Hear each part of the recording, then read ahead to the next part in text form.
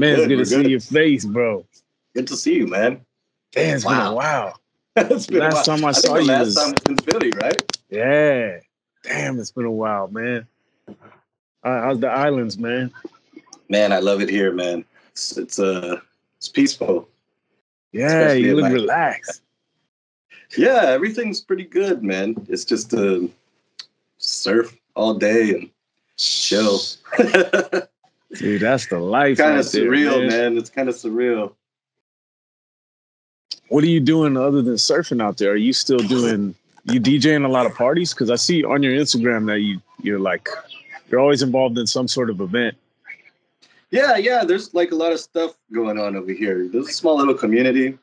Um, so I might just I've been here for the past 3 years, and I still work on music. I've definitely simplified my studio quite a bit, but Right.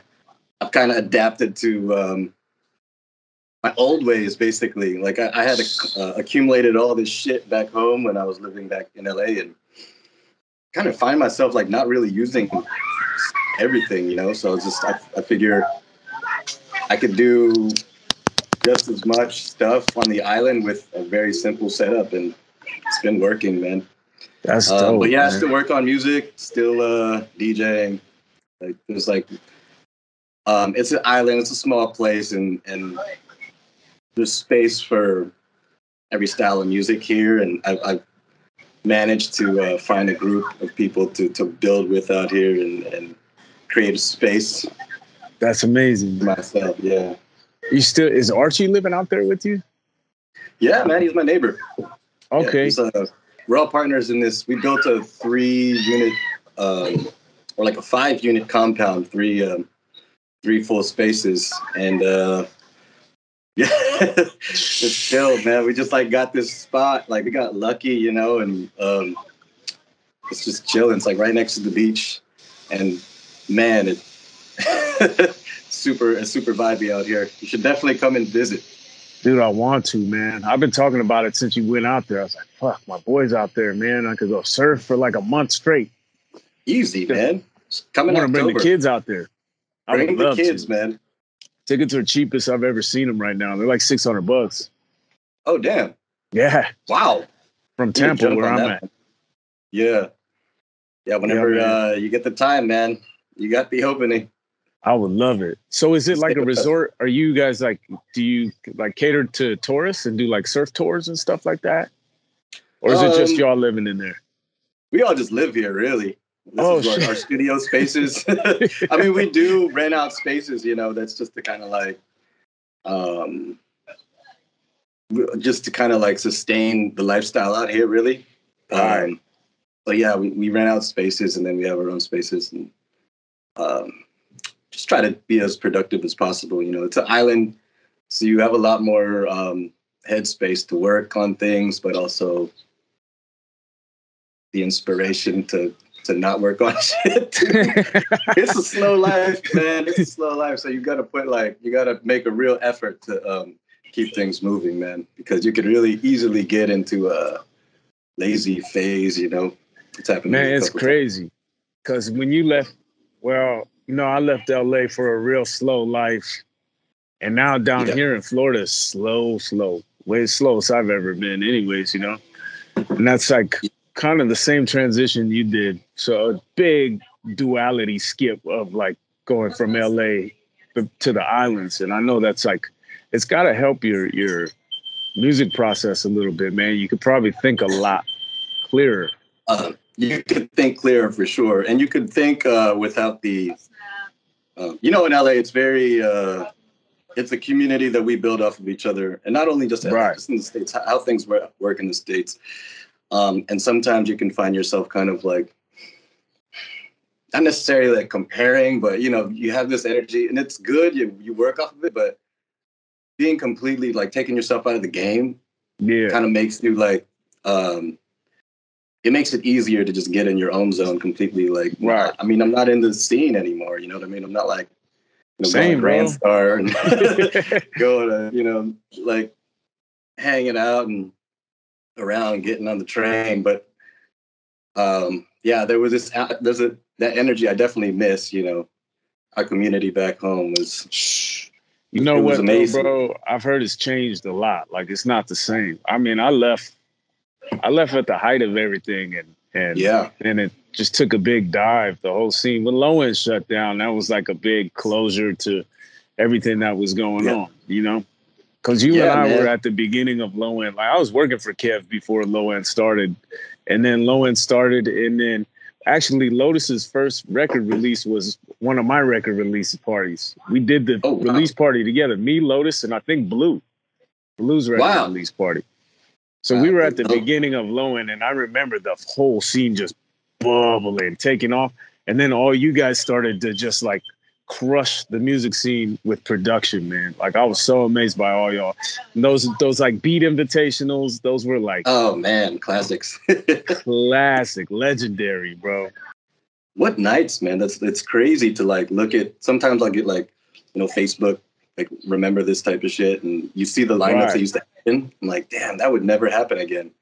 Dude, those were heavy hitters, and all the guys that came out of there just like, I was saying this to, dude, it was like the most influential tastemakers of this decade, of the past 2 decades, came out of that scene, man. Like, I remember I was thinking about this the other day too. I don't know if you were involved in any of the drum and bass stuff back home, but that's where I met Steve. That's where I met Lotus before he became Lotus. He was like Steve at the drum and bass shows, you know? Right. And then he blew the fuck up. I was like, damn, dude, I never knew he was a secret weapon. I mean, he is a true genius, man.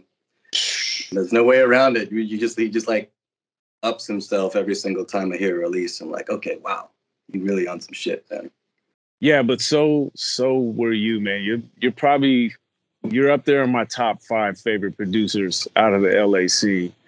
And, it's pretty close to all time, man. There's just something about your music that really touches me. And just driving. It's driving, man. I can't listen to a lot of records all the way through, but I can listen to a lot of your records all the way through, Which brings me to, how did you get started creating music? Like, were you always doing this in high school, middle school? Yeah, I kind of started like just out of high school. I mean, I've always been kind of digging. Like, I just had this attraction to records, and I knew that someday I was gonna do something with them. And like in college, I used to go to this place called Noise in OC, and talk to Dave over there. He just put me on game to all sorts of music, from everything, man. Like, because I was in OC at the time, and I got like just into the scene through events. You know what I mean? Like, right. I was like a b-boy, so I was like, in the breaks and trying to find like breaks and stuff like that. But also, in OC, there's like a big punk scene too as well. Right. And there's this place called Kusa Cafe, and eventually, like, going to punk shows and digging and just being part of the culture. Eventually, you just want to contribute to it, and what better way than to create music?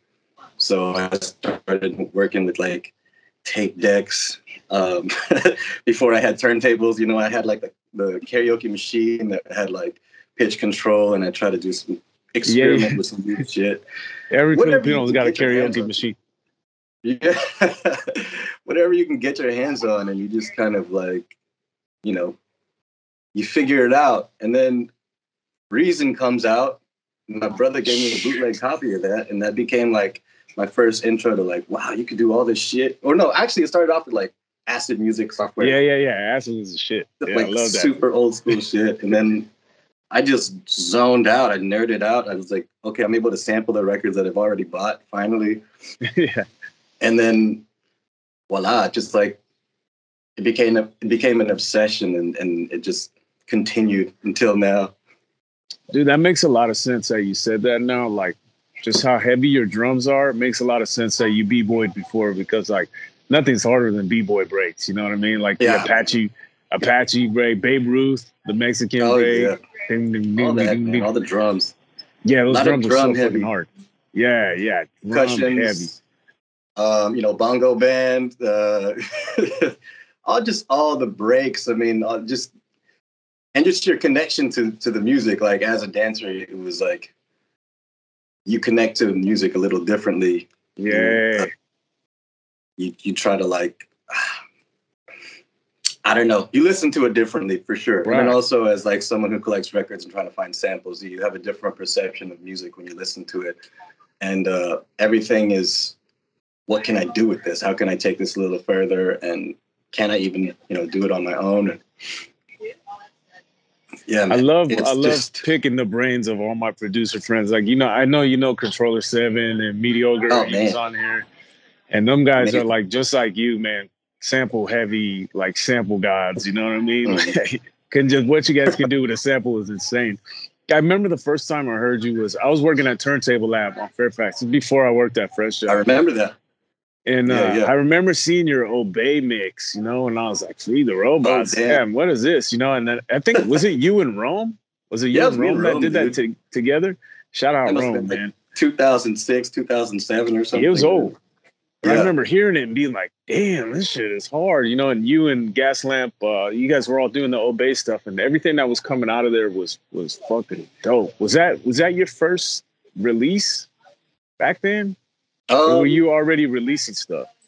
I was already kind of released. I released my first, I did like a CD, like a limited edition CD where I was working at an art gallery at the time, and I just kind of wanted to do some limited shit. I just saw how artists did their thing, a lot of street artists. So we had and it was dope. Like it was a place called Subject Matter, and we had everyone from AWR and like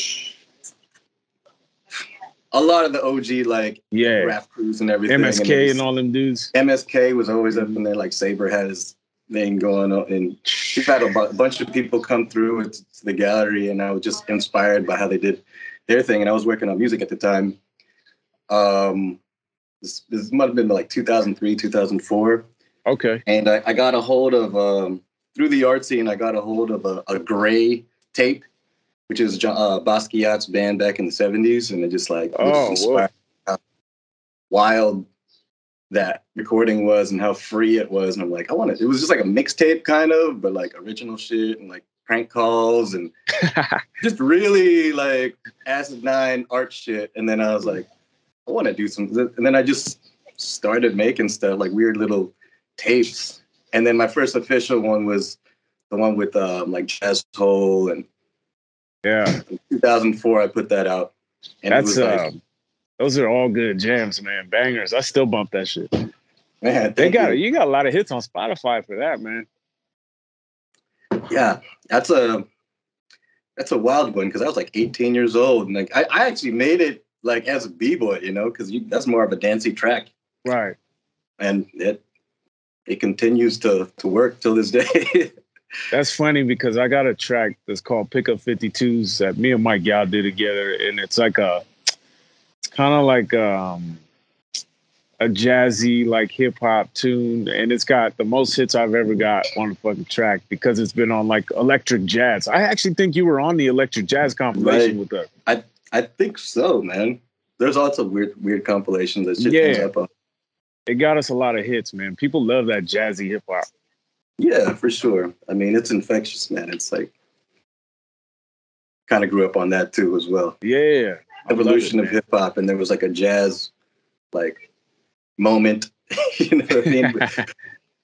I forgot all the artists, but yeah, man, it's something. It definitely inspired like the early stages of my music.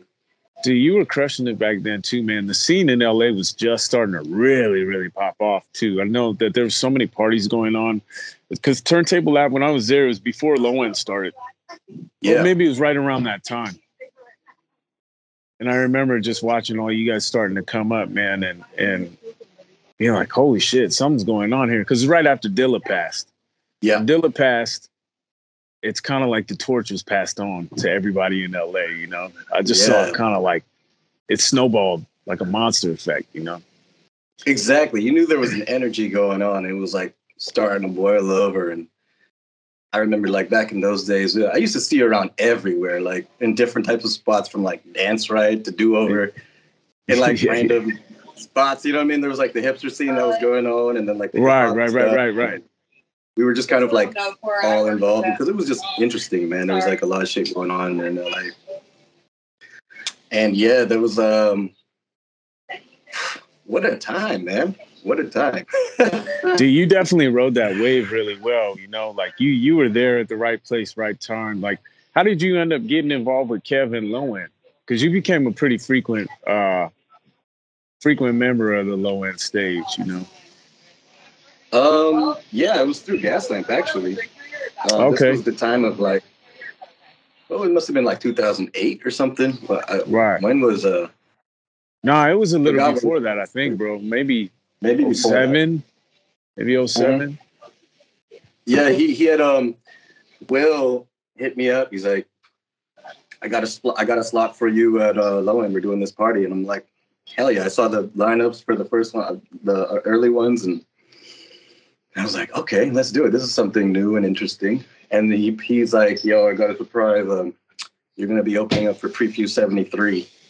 I'm like, what? Okay. So I really had to like, because I didn't even develop a live show yet. I didn't have any technology. I wasn't working with an MPD or anything. I basically just did a DJ set, just played all of my stuff through Serato and everything original. And man, that was a memorable night. Because, you know, it's Prefuse. He was one of my earliest inspirations. Prefuse is the shit. Yeah. But you guys were setting that style as the norm, you know, that's like also when Serato was still just taking off too. Like everybody was using Serato, switching from vinyl to Serato. Yeah. And then you and all those guys, I mean, I saw you perform probably every time you were there because I was always at Low End. And when did you switch to Ableton Live and start doing the live sets with the like MIDI machines stuff? It was after my first Beat Invitational. I had met No Such Thing. Oh, yeah. Shout out to Jay. He's kind of like, yeah, shout out to Jay, man. He's like really changed my trajectory from way back in the day, teaching me how to use Ableton and everything. And yeah, I mean, I just saw how he was playing. I'm like, what is this? You're able to take stems and chop it up and like reorganize everything. And I sat down with this like for a full session with him one night, and everything else is history. Started using Ableton and then just like kept it going. Just like completely flipped my. He's like a genius with that. I think he was like he was like a teacher or something. He got me. He tried to give me a job at M Audio because I just came out of recording engineering school. And he tried to give me a job there. I wasn't smart enough to work there, bro. Come on. I failed that test miserably, dog. But yeah, I remember there that time. That must have changed your whole trajectory because man, you took off after that. Like you were making a lot of music, man. And then you were always at every Beat Invitational, crushing it. You were crushing every Beat Invitational, man. There's always a few of my favorites that I like to see, man. You were one of them for sure. Man, thank you. And it was like those were some epic times, man. That was just like, I remember the energy of that whole place. People were really excited for the Beat Invitationals. Like when the shows would happen, but the Beat Invitationals were something special. There was some heavy hitters that would come out to that stuff. Remember when LP came out to one of them? LP did a Beat Invitation. Oh, yeah. That's right. I think they played. It was like LP and Nick Hook, I think. Oh, that's right. They played together. Yeah. Nick, shout out to Nick. Shout out to Nick Hook, man. Man, it's so wild. Like, I haven't really thought about this stuff in a long time because I've been living just completely on the other side of the world. But like coming back to it, I mean, just looking back at the life we had lived back in LA is crazy, man. Yeah. So many different phases. And a lot of partying. All these figures, a lot of going out and experimenting with all sorts of shit. And people, what a vibe. Everything positive though. Everything was positive, man, for sure. Like, so after all, like when you started getting involved with Low End, is that when you started? Did you start getting booked a lot? Because I know you were touring a lot. You're doing a lot of different shows in other cities and stuff. Yeah. For about 10 years, like touring really started taking off, man. Yeah. I think I went out with Ed and the crew. The Glitch Mob took me out one time, and like I experienced like the all of America, and it was just like, whoa, this is crazy. I didn't know how people got down, and I mean, they were like massive, and they took me on the road for like 2 months. Damn. And then things just started like kept on going, and then Europe was going to like Europe like twice a year, and Asia like year, and people were just paying attention, and I was surprised because this wasn't in the cards. We were all producers and kind of on like the weird tip. It wasn't like music that was intended for mass consumption. Not that it was mass consumption, but it was like, how the hell did we all bedroom nerds happen to like be on the other side of the world to play this music? You know what I mean? Like that we had no idea people would ever even feel at all.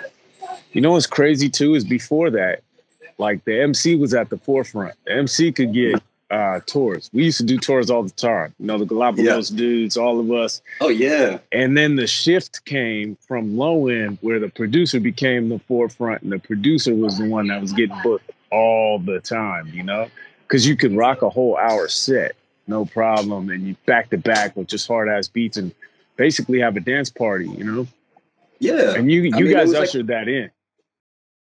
I guess it was like a mash from like almost like the rave scene met hip hop almost. Yeah. Mm-hmm. And it was like, you go to like the rave, you go to like drum and bass parties and things like that. People it's just kind of like, but the sound changed. It was still kind of the same energy, but the sound changed, and it turned tempo into changed too. Yeah, the tempo changed, the patterns of everything changed, and I mean the MC and everything was still there, but there was just another element of just producers rocking, which was wild. Like if it just happened, like what a time to be alive during. What's crazy too is simultaneously the dubstep scene was coming up too. The dubstep scene was blossoming at the same time that low end was blossoming. Like it was crazy to watch, man. What a crazy time in music. And now look where it's at now. It's like Lotus is selling out every damn show, and dubstep is bigger than ever. It's huge. It's just wild to see, man. It was a wild era. Yeah, man. I wish sometimes I'd be seeing stuff on social media like, dang, it's still cracking everywhere. Still cracking. Do you tour Asia at all still? Like, you're so close to Vietnam and all the Southeast Asian countries. You could probably tour pretty heavy. Do you do shows out there? I actually took a break from everything, really. I'm just on I'm out here just chilling. No, I respect chilling. That. But it's more like, man, to be honest, I don't think I really want to tour as much anymore. Yeah. I'd rather just, because, I'm in my 40s now, proper. And same. Man, it was a very intense decade of that, I don't think people realize how tiring touring can be. Yeah, it's taxing. But, man, it's taxing on the body and the mind, man. And ever since I've turned down over here, it's like, I just want to. I want to continue to just make music and play the background, and it would make more sense. I don't think nothing's wrong with that. Yeah, it's fine, man. It's fine. It's like, my gears have shifted quite a bit. Like still in the music thing, but I'm out here. Actually, I'm gonna open up another spot, bar, restaurant on the island. Post Crosby, post everything. Like for the longest time, I was like, I'm never gonna get in the, restaurant bar business again. But I saw an opportunity, and we're starting to build something out here. So, by the time you come here, we'll be open. I'm ready, bro. I barely drink anymore, so I'll save all that for when I get out there with you guys and drink some Red Horse. There you go. That's a dangerous one. Yeah. But, so.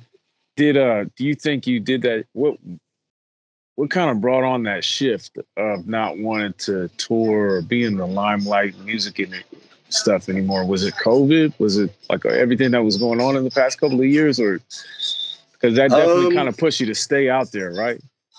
Yeah, I mean, there was, for one, COVID, like during COVID, no one was touring. And I think everything kind of shifted gears then, like for everybody. And I just never had a desire to go back to it, you know? I mean, part of being part of the scene, it like means that I like would be in LA, but I'm just not. Yeah. I'm out here. So my main focus is what's happening here. And, you know, we have the internet. So I'm just going to continue to make music. Maybe if a tour happens, I would like to go do some Asia stuff, though. Probably go to Japan. There has been some talks about going to Japan again. Working again with Crush's folks, DJ Crush's folks. Ooh, damn. Yeah, that was the last talk. So hopefully we can make it happen. You heard it first here, ladies and gentlemen. Dang, that's what's up, man. So, you didn't want to open up another bar or restaurant because of what happened at the Crosby, or you just didn't want to get into that scene again and like have to deal business that way? Yeah, I mean, it was just like an intense time, man. Like running that type of business is not easy, especially in the States. A lot of red tape, and there's also, man, it's tough. It's the toughest thing I've ever had to do, or not had to do, but actually went through with, especially during a time of, because I was during the time of when loan was happening and music was pouring, and I don't know, I just put too much stress on the body and mind, and getting away from that. I don't know if I need to do that anymore, but whatever. I'm doing it again because I feel like there's a void that can be filled on the island. I mean, the island here is not. I do miss elements of the past, like with the arts and music, and I want to contribute my vision on this side.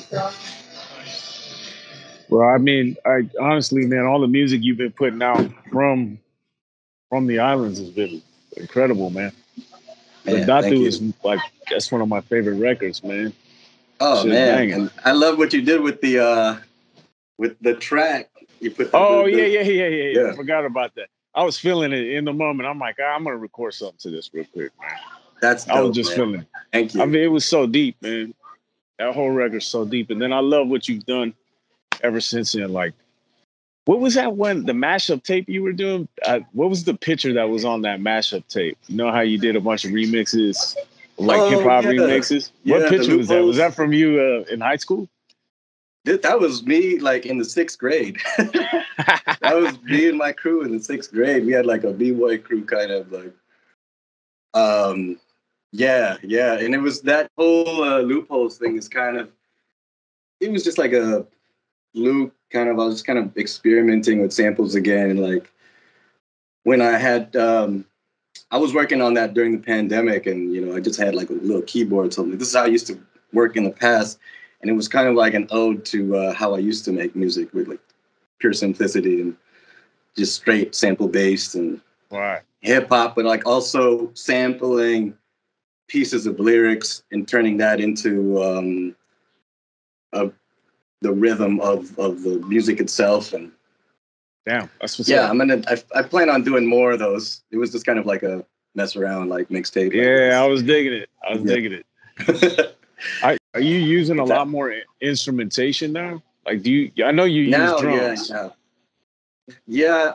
I've been working with a lot of drummers, and I had a huge library of samples that I had chopped up before I came to the Philippines. So I just have endless material to work with, drums and stuff. But then also,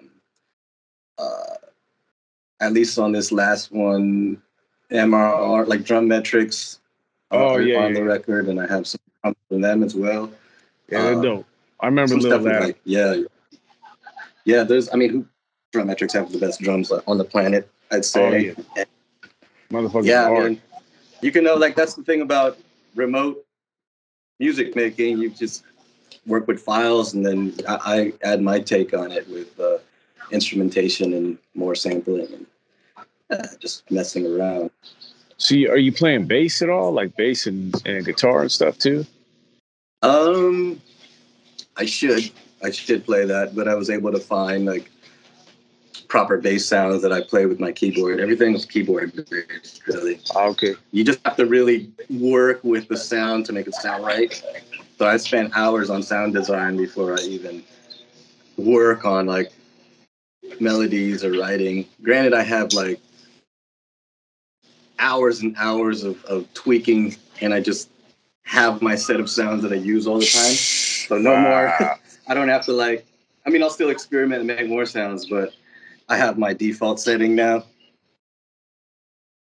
That's a trip. I didn't know that that's what you did, is spend hours on sound design. I mean, your sound sounds so unique, man. I know a Free the Robots track when it's coming out. Oh, that's what I wanted to say too, man. When I first heard about you, I was like, oh, Free the Robots. Who are these guys? I never, until I met you, and I'm like, wait a second, you're Free the Robot? Yeah. Yeah, for the longest time, I wanted to be incognito and make it like seem like a band or something like that. I had all these dumb ideas, but yeah, now just that's what it is. Free the Robots is me. Yeah, just Big Chris, man.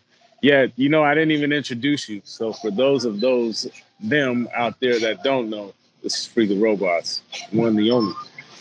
But yeah, man. So when did you take off to the Philippines? Was it what year was that?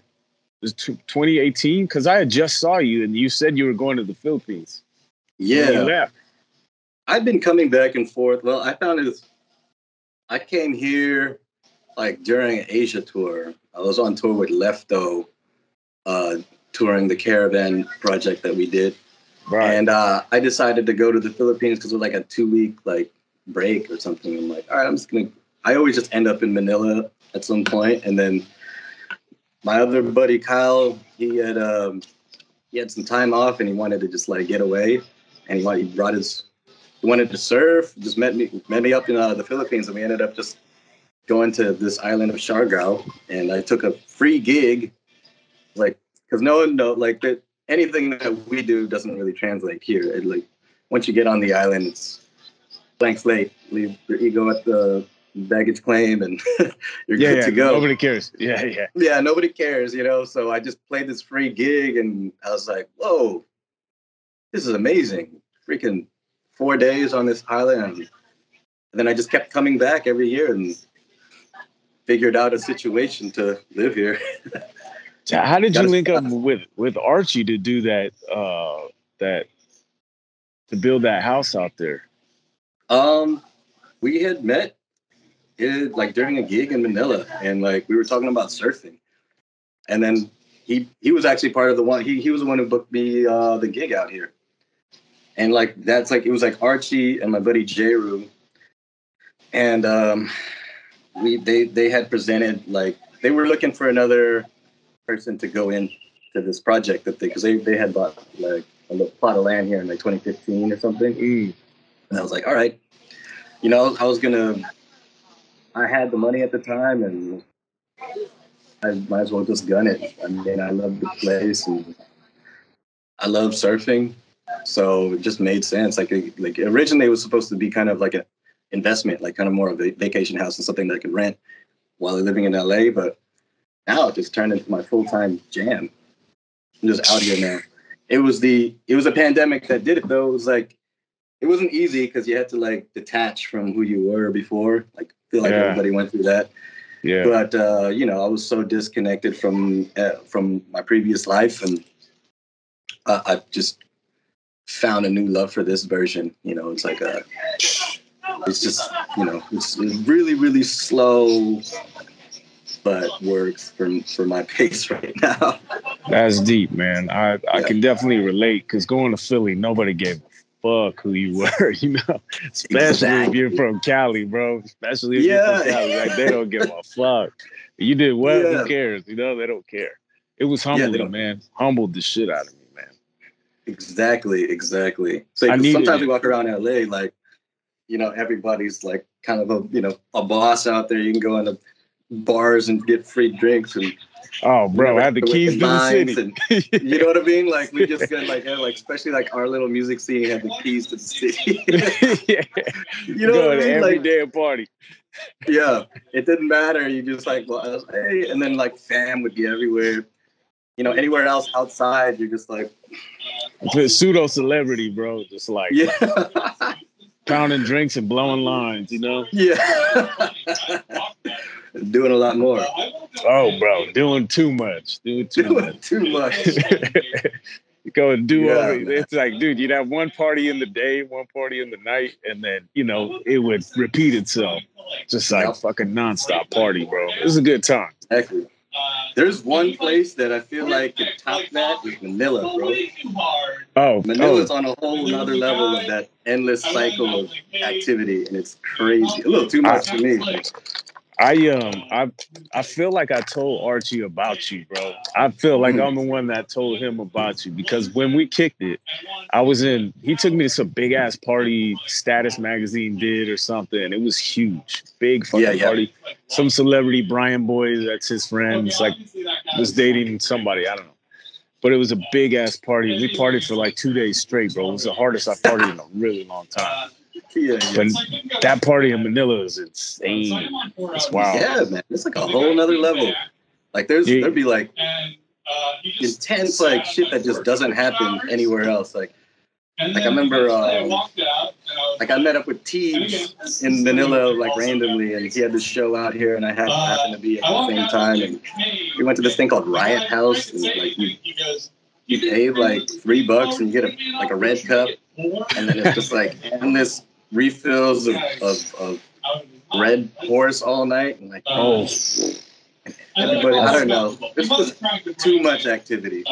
But I'm glad I've left that side of it. Like I'm glad I'm on the islands now, because as much as there is activity here, like there's a black hole over there in Manila.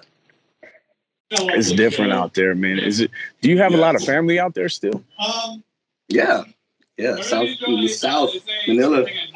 They're all in Manila right now. You know, we're Filipino. We got family everywhere. Everybody's got family. You won't even know when you got family everywhere. I did one of those DNA tests, and I got like 3,000 cousins.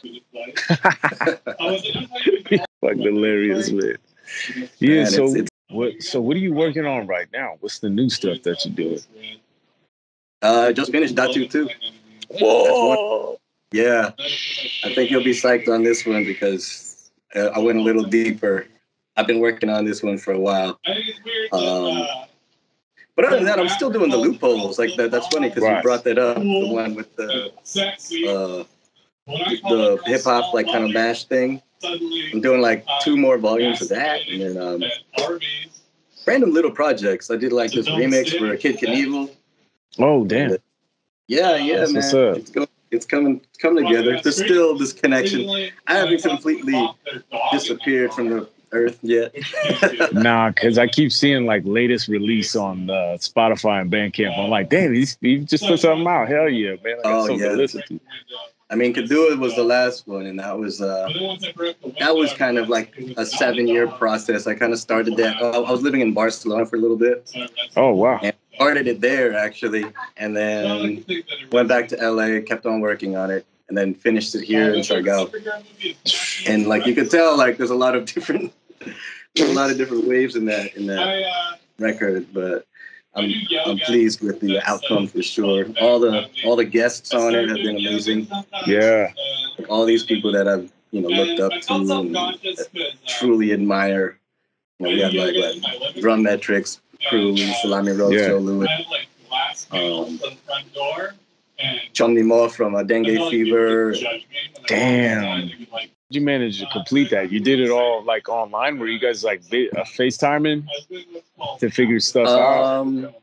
When I finished the, some of it was online, but then some of it was like, actually, most of it was online. That's the standard these days, man. So, oh yeah. What's that? Are you still working with Opio? from Hyro? I would love to again, man. Opio is a great person to work with. I love the record that we did together. That record was sick, man. Yeah, and Opio is just such a down. Like he's so, as an MC, he's so quick with it, and he's just got that like his own swag. In terms of the Souls of Mischief crew, he's got his own thing going. It's like there's that laid back swag, you know. He's like, he embodies Oakland to the fullest, man. He's an Oakland cat to the fullest, man. Hardcore Oakland. But yeah, man, shout out to Hieroglyphics and Souls. Yeah, shout out to the OGs, man. Yeah. They definitely like showed me their world, and I was impressed because just seeing like, you know, I grew up to them, you know, and the fact that like I was able to like kind of build on an actual creative level. It's kind of a wild situation. Right. That's yeah, it was surprising when that record came out. I was like, damn, Chris just worked with fucking Opio. That's wild, bro. Man. Yeah, now that I think about it, there's like there are a few more things that I had kind of like not shelved, but I do want to bring them out. I do want to bring them out and finish them. But there's some more collaborations that that are in the works, actually. Oh man, I'm looking forward to that. What's it like? Is that for a new project, or you're just now thinking about it? I've there's a lot of shit that I just kind of have in the bank, like just waiting. It just has to be the right time, you know what I mean? I do have a bunch of songs with Ike Owens from yeah, I remember Ike. I know Ike pretty well, man. Yeah. Rest in peace. Yeah. So we had before his passing, we were working on. He was just coming over like once a week to the studio, and he would just lay down keyboard tracks and that's right. Yeah, I remember when you were working with him a lot, man. That was during the low end days. Yep. During low end days, man, because we did one song together on my album at the time, and then it worked so well, and he's just such a down guy. We got each other musically, and right. We have pretty much like a finished EP that needs to be finished on my end. He did all his part, but that'd be. I gotta dig that out. Yeah, man. So that'll come out at some point. So do you have anything that you got like ready to roll that you're gonna be dropping pretty soon, or are you just kind of sitting and waiting and dropping as it comes and dropping as you finish and when you feel? I mean, the ones that are in line right now is the Kid Knievel remix. And then there's this Italian library records, I think four Flies records. I did a remix for old Italian, like 1970s Italian. I forgot the name, but yeah, those are two things. Like that's gonna be a 45 single, and then the Kid Knievel one is just like part of a whole remix project. But the one that I want to focus on now is Dot 2. That would be the one. Damn, bro, I can't wait for that. Finished, but you know, there's that like you're like 98% done with a record, but that last percentage takes like months because you just sit there and like overthink everything. Everybody goes through it. See, bro, I'm getting more like that, but I'm the exact opposite. I like thinking. I overthink it after I put it out. You know what? I get it out first. I listen and then pick it apart, you know? Like, damn, I should have done this before I put it out. Next one, I'll get it, you know? Yeah, exactly. You know, that sometimes for me, I think I overthink the process, like while it's happening so much that once I put it out, I never listen to the record again. It's just like, that's it. I put that on, like, I just put it out there and like never, I don't want to hear it ever. Dude, there's somebody else does that, like Bob Dylan or something said some shit like that. Like I put out a record and I never listened to it again, you know?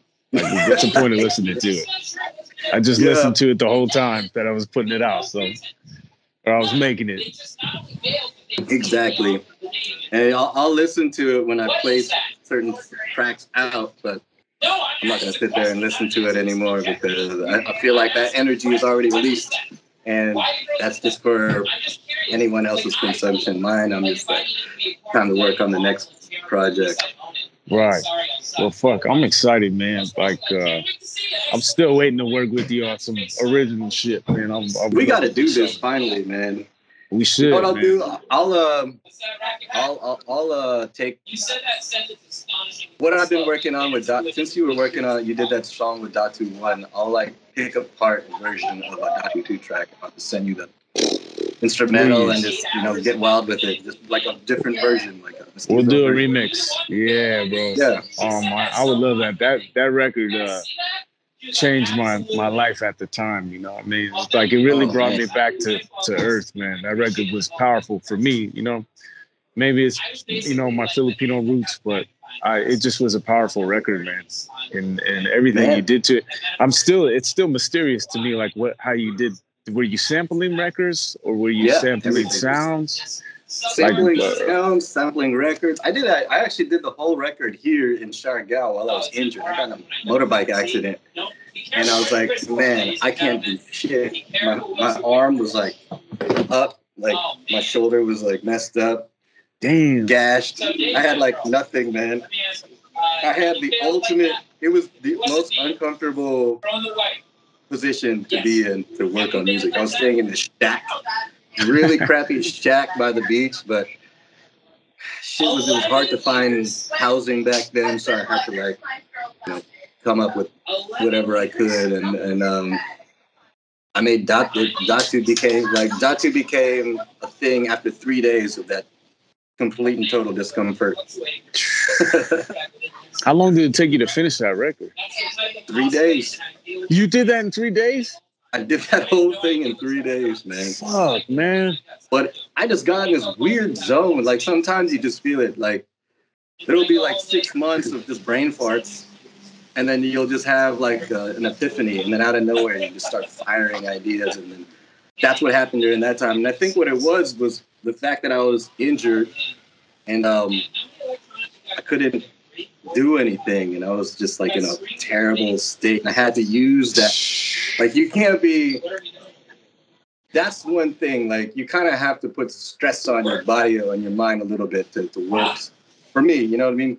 It's easy to like lose yourself in a situation like a paradise. We've normalized paradise here, and that can be uninspiring for the artist.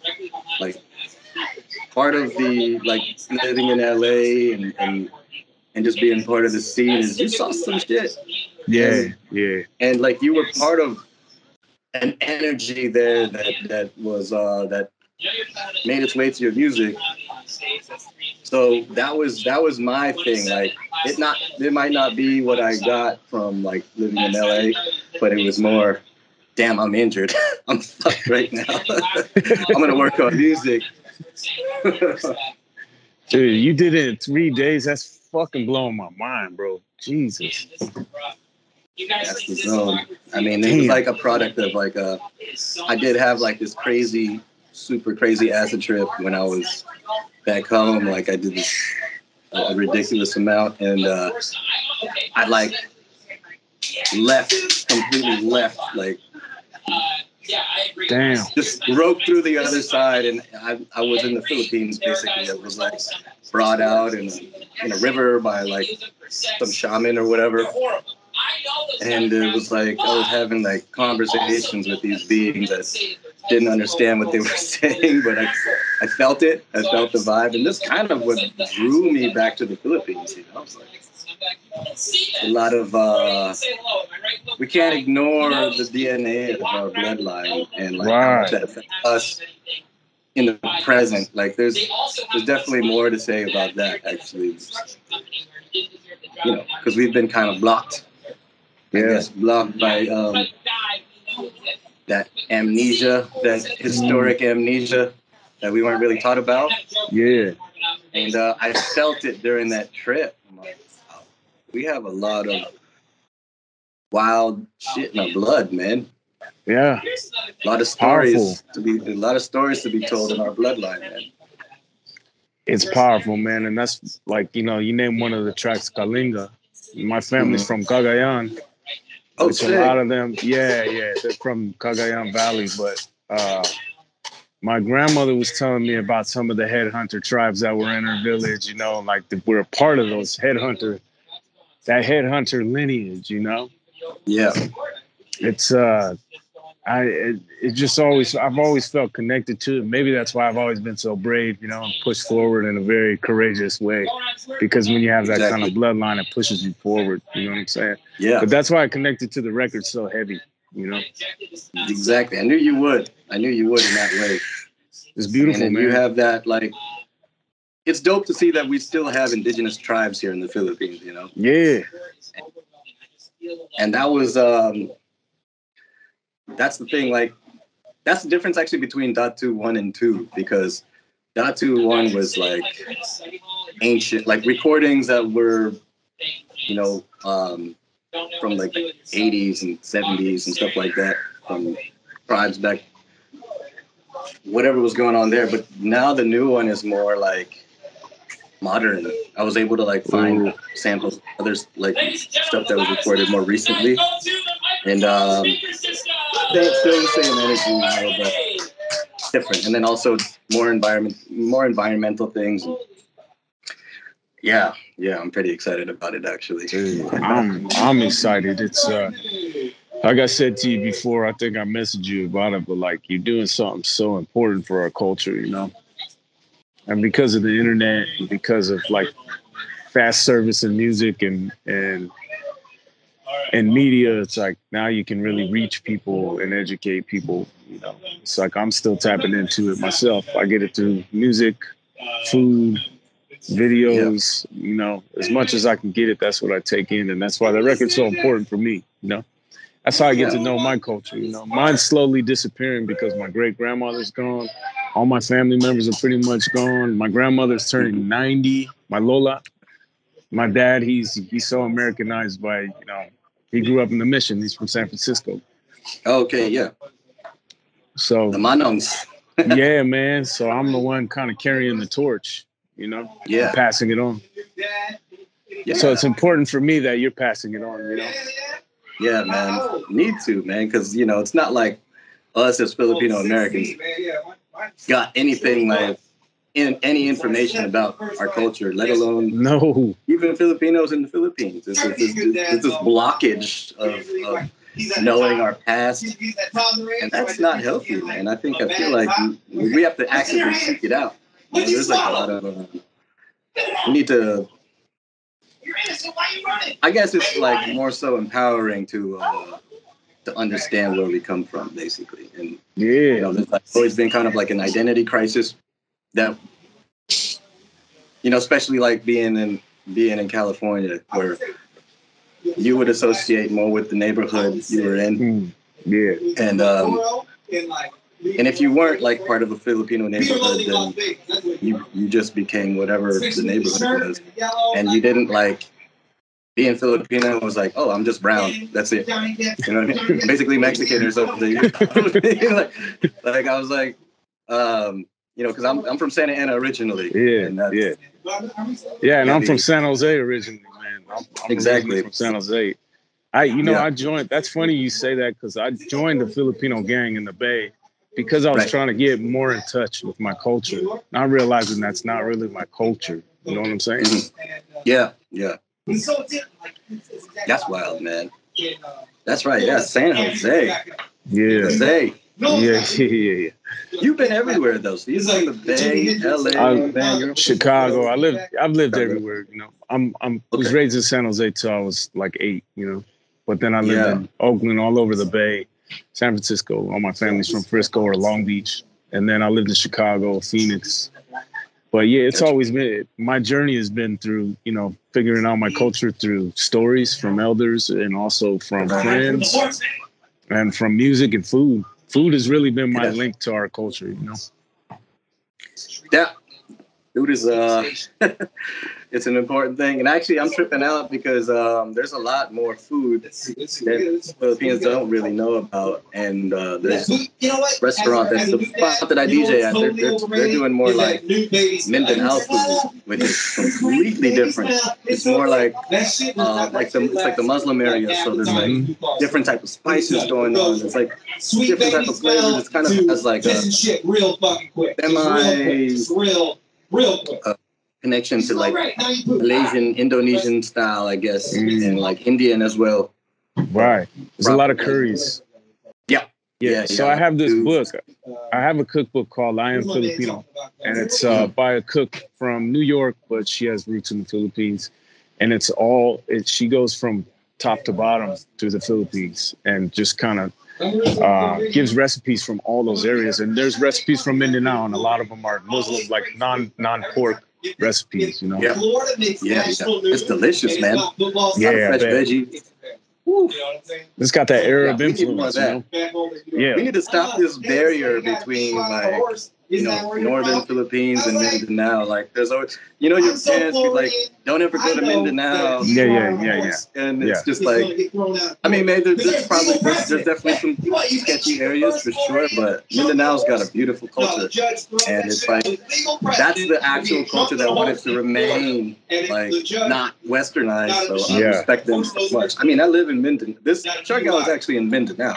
It's the northern part of Mindanao. So different, but Mindanao, that's why the soldiers made the .45 caliber, because they couldn't stop the Mindanao warriors or the Moro warriors. I can't remember which one it was, but they made the .45 caliber specifically for that warrior. Right. Because they couldn't stop him. Yeah. Very warrior culture. There is a lot of very Filipino warrior cultures. That's why we can be kind of intense. Oh yeah, bro. Like the Waray people actually too. Like that, they have a reputation for that too. Like, I mean, just like the whole headhunter culture, and we're very close to being native. And oh, dude. So we're only a few generations from being real wild, you know? Exactly. Real tribal. I mean, that's the wild thing, is we're really only a few generations from that. Yeah. Whereas most of the rest of the world is like, actually, no, yeah. We have a huge connection to like, none of my gay friends have relationship trouble. Cultures of like, Latin America, and I don't know, just we're very closely connected still to our indigenous roots. There's so much crazy stories of Filipinos like venturing out on the ships that the Spaniards brought. Like there's a place in Louisiana that here in the South, the Filipinos were the ones that taught people in the South how to raise their houses up so hurricane floods wouldn't crush the house, you know. But there's parts of Louisiana that the first Filipino settlers came to that were here before English settlers, before French settlers. Like Filipinos helped build up Louisiana, and they escaped the slave ships and made their way out to the country and built up Little Manila. Exactly. You know? That's dope, man. Yeah, I definitely was doing some research on that, and that's exactly what I had read. And not only that, there's like a lot of kind of new discoveries of Filipinos who pretty much like I don't know, it's debatable, I guess, or no one really knows, but people have traced the DNA from, like, we're considered Austronesian, which includes our whole archipelago, the Philippines, all the way down to Indonesia. And like basically seafarers went to through like Polynesia and like Hawaii, and just pretty much they're sea people, you know what I mean? Like, I guess some of the original Hawaiians maybe have roots in the Philippines and Taiwan in that area, and then also people in Madagascar, so they made it down to like close to Africa as well. So there's like a whole, like if you look at the people in Madagascar, they're like Black Filipino. It's kind of wild. It's kind of wild. Well, it's like the natives from Palawan. They call them Negritos or something like that because they had curly hair. Yeah, the Aita.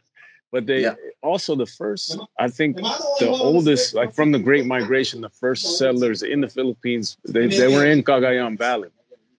So I just read that up the other day, and I was like, wow, man, that's cool. Like the oldest ancestor that touched Asia first was in the Philippines. Yeah, and that was like, I guess, if you look at them, I guess it's like close to like, I don't know, we have such a crazy, I mean, I'll be reading all sorts of different stuff, but I mean, there was like a lot of migrations, but the first would be the Aitas, I believe, and then the Malays, and then just kind of, people from like Central Asia it's just like a melting pot because we're just an island on like way off the mainland, you know, and it was just good for trade, I guess. I mean, we're like the first mix people of Asia, you know, like mixed with almost everything. So, you know, I'm half Sicilian too, and in Sicily, it's the same as the Philippines. Like you had people from Libya, Africa, Persia, all over ancient Rome. Everybody would come through Sicily and, you know, mate with the Sicilian people, but also same thing in the Philippines. Just like a port town or a port country for people to come and, you know, put their goods through and ship and receive and all that, you know? Yeah, that's right, because Sicily is a proper island in the south. You've been to Sicily before? I've been in Rome. Yeah. I've only been to the southern Philippines. Part of Italy is amazing, man.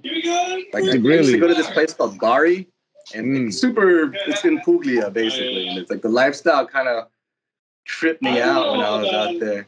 Because that was the thing, like, while I was touring, I decided to extend. I was like, you know what, I just want to travel anyways. And I didn't want to just do, like, night after night. So I just told my agent to be like, yo, I'll just play on the weekends and I'll just post up in cities and just kind of see what it's like, you know, because at the time I was, like, kind of in wander mode and just interested. Yeah. And I spent time in, like, southern Italy, and the people over there kind of reminded me of the people of the Philippines. They're super laid back, passionate, like extremely passionate, really about their food. I mean, there'll be like fighting, but then like it's all love. And like, it's crazy. I'd be talking to these, because in the South, they don't speak really English at all. And I'll have like a full-on day with conversations with people I'm not understanding a word they say, but they keep talking to me. But they just keep giving me beers and like an octopus and like burrata cheese. And I'm like, man, this is amazing. You guys are like some of the most just welcoming people. And I don't know you, and we don't like have the same tongue, but we can all hang out and it's all good. Dude, I always make this comparison to people. I'm like, Italian families are the same as Filipino families. They're like very family oriented. Everything is centered around the kitchen, around the dining table, and everything is all about family and very welcoming and loving, you know, until you piss them off, you know? Yep. That's it. Exactly. That's where the maybe the Roman DNA kicks in. They're vicious, bro. Vicious fighters, man. Right? Yeah. Oh man, I've been seeing that. But man, I'm gonna cut this short. We've been going for an hour now, and I could talk to you forever, bro. Likewise, thank you for doing this for me, man. I can't stress this enough. You're one of my favorite artists, and I really appreciate what you're doing for the culture, doing for music, and, you know, continue to keep pushing that, man, because we need it for sure. I need it most definitely, you know? Man, thank you. Yeah, we're going to work, man. Let's work, for real. Most definitely. We're going to work for sure. But yeah, man, I love you, bro, and thank you for doing this, and shit, keep killing it out there in the Philippines, man, and pushing our culture forward, man. Man, love you, brother. Love you too, man. Free the robots. We'll see you out here. Yes, sir. Salamat, pare. Salamat. All right, man. Peace. Lyrical, spiritual. Lyrical,